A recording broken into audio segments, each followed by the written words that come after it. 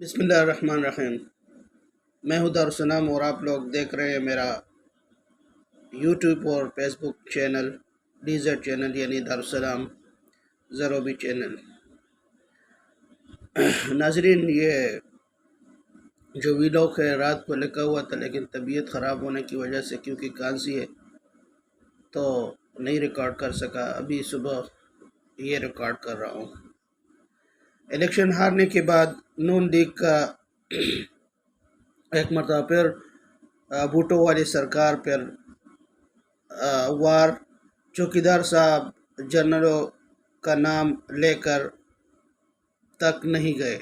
ادھر جاوید لطیف نے بھی بھوٹ والے سرکار کو کہا ہے کہ ابھی بھی آپ لوگ عمران خان کے ساتھ ہو اور اس کی مدد کر رہے ہو۔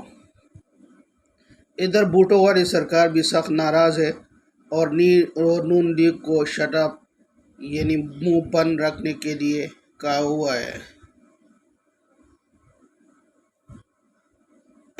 اور نون لوگ اور کوتا پارٹی زیبرا پارٹی سخت جواب دے چکے ہیں، اور بھوٹو والے سرکار نے کہا ہے کہ آپ لوگ ایک پارٹی کو یعنی 13 پارٹیاں ہو کے ایک پارٹی کا مقابلہ نہیں کر سکتے ہو، اور ادھر بات بہت زیادہ کرتے ہو۔ یعنی آپ لوگ صرف ایک پارٹی کا مقابلہ نہیں کر سکتے ہو اور بکواس بہت زیادہ کرتے ہو۔ ابھی امپورٹڈ حکومت نے سر پکڑ لی ہے۔ چوکیدار صاحب سپریم کورٹ گئے اور پرانی نانی کی طرح شکایتیں کرنے پہ لگ گئے۔ تو اس پر چیف جسٹس صاحب نے چوکیدار صفدر کو کہا معافی چاہتا ہوں، اور چیف جسٹس صاحب کو شکایتیں کرنا شروع ہو گئے کہ دیکھو، یہ اعتزاز حسن صاحب جرنیلوں کا نام لیتا ہے اور پاکستان کے لوگوں کو ورغلا رہے ہیں، اس پر غداری کا مقدمہ دائر کر دی جائے اور اس پر ایکشن لی جائے۔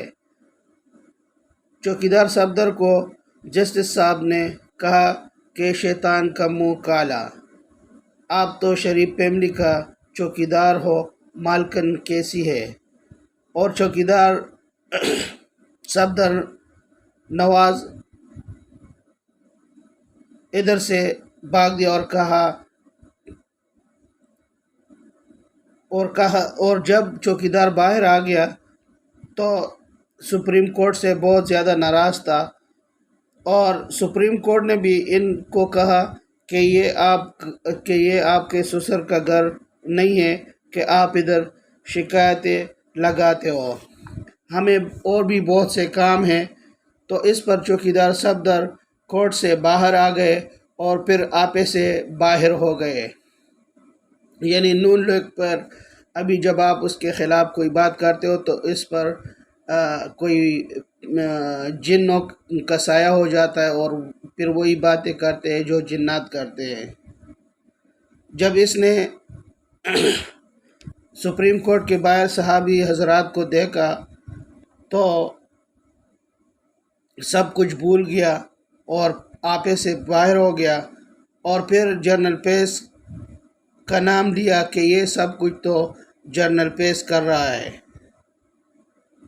جنرل پیس آپ کے سسر کا سمدھی تو نہیں ہے، یا مریم صفدر کا دوسرا چوکیدار نہیں ہے، وہ تو ایک جنرل ہے، نڈر ہے، افواج پاکستان اور پاکستان کا سر کا تاج ہے، ہماری فوج کا شان و آن ہے، اور حاضر کور کمانڈر بہاولپور ہے، اور کور کمانڈر حاضر سروس 5 اسٹار جنرل ہے۔ جنرل کوئی بھی ہوگا، وہ شریف فیملی کا تو نہیں ہوتا، یہ تو آرمی کا چیف ہوتا ہے اور پاکستان کا اور پاکستانی عوام کا سر کا تاج ہوتا ہے۔ اس کی وجہ سے نون لیگ اب بھی سر پکڑ گئی ہے، اب کام خراب ہو گیا ہے، اور ان کا اگلا اعلان اور اگلا کلام پھر وہی ہوگا کہ ہم تو نہیں آنا چاہتے تھے، ہم تو حکومت نہیں کرنا چاہتے تھے، ہم کو تو زبردستی بٹھایا گیا، کیونکہ شہباز کو کون وزیر اعظم مانتے تھے؟ وہ تو پاگل ہے۔ جون جولائی میں جب سیلاب آتا ہے تو اس پر ویسے بھی پاگلوں جیسے حرکات شروع کر دیتے ہیں، اور چارلی کی طرح لمبے لمبے بوٹ پہن لیتے ہیں اور کاؤ بوائے والا کیپ پہن لیتا ہے۔ وہ تو ذہنی مریض ہے، لیکن ان لوگوں نے زبردستی ادھر بٹھا دیا۔ زیادہ وقت ان لوگوں کے پاس نہیں ہے۔ وضو ویسے بھی امپورٹڈ حکومت کا ٹوٹا ہوا ہے، اور لوز موشن کے دورے ان پر آتے جاتے ہیں۔ کبھی بھی کچھ بھی ہو سکتا ہے۔ الیکشن عمران خان کے جیتنے کے بعد ویسے بھی ضمن الیکشن عمران خان جیتنے کے بعد ویسے بھی ان کے وزیر داخلہ موچے والے سرکار واش روم میں کرسی رکھی ہوئی ہے اور کبھی بھی بلاسٹ ہو سکتا ہے، لیکن اللہ خیر کرے کہ اس مرتبہ جب لوگ نکلیں گے تو موچے والے سرکار کا کیا حال ہوگا، یعنی ایسا نہ ہو جس طرح سری لنکا میں ہوا تھا، کیونکہ موچے والے سرکار کو معلوم نہیں ہے کہ اس کے ساتھ ابھی کیا ہونے والا ہے۔ اس کے ویسے بھی جب پریس کانفرنس کرتا ہے تو دیکھیے اس کا چہرہ حال بتاتا ہے کہ اس کا حال اچھا نہیں ہوگا۔ دوسری جانب آج ورلڈ کپ میں جو آسٹریلیا میں کھیلا جا رہا ہے، اس میں 2 میچ ہوئے، جس میں نیدرلینڈ نے نمیبیا کو شکست دے دی، اور دوسرے میچ جو سری لنکا اور UAE کے درمیان کھیلا گیا، میچ تو سری لنکا نے جیت گیا، لیکن میچ کی ایک اچھی اور خصوصی بات یہ ہے کہ جب سری لنکن بیٹنگ کر رہی تھی تو ایک نوجوان کھلاڑی نے، جس کا نام کارتک تھا، ٹورنامنٹ کا یعنی ورلڈ کپ کا پہلا ہیٹ-ٹرک کیا۔ یہ ابھی جب سے جو نا ٹورنامنٹ شروع ہوا ہے ورلڈ کپ کا، تو یہ پہلا ہیٹ-ٹرک تھا جو کہ کارتک نے کیا UAE کی طرف سے۔ 2 کھلاڑیوں کو کیچ، جبکہ تیسرے کو بولڈ کر دیا۔ ادھر پاکستان میں ایشیا کپ منعقد ہو رہا ہے، جس میں بھارت نے پاکستان میں کھیلنے سے انکار کیا ہے اور کہا ہے کہ پاکستان کے علاوہ جدھر بھی ہو ہم لوگ کھیلنے کے لیے تیار ہیں، کیونکہ یہ سب کچھ جو ہے یہ پالیٹکس کی وجہ سے ہو رہا ہے، ورنہ پاکستانی کھلاڑیوں اور انڈین کھلاڑیوں میں کوئی ناراضگی یا کوئی ایسی بات نہیں ہے۔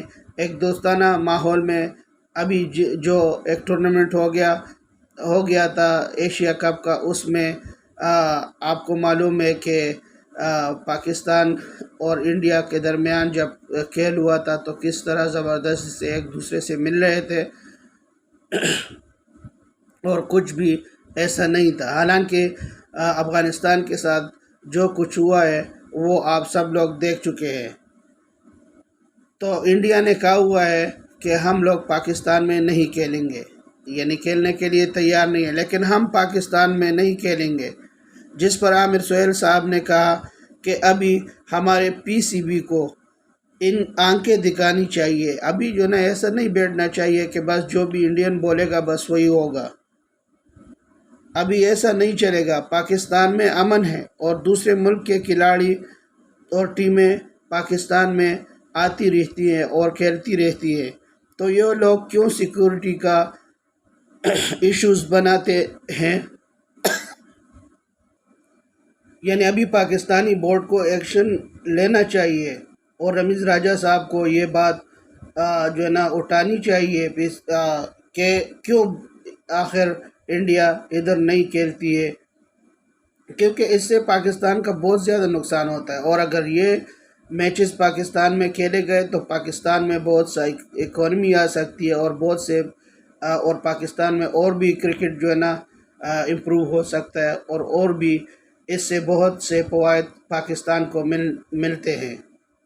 تو تب تک کے لیے اپنے اس چینل کا خیال رکھیے، اپنا خیال بھی رکھیے۔ تب تک کے لیے پاکستان زندہ باد، پاک فوج پائندہ باد۔ السلام علیکم ورحمۃ اللہ وبرکاتہ۔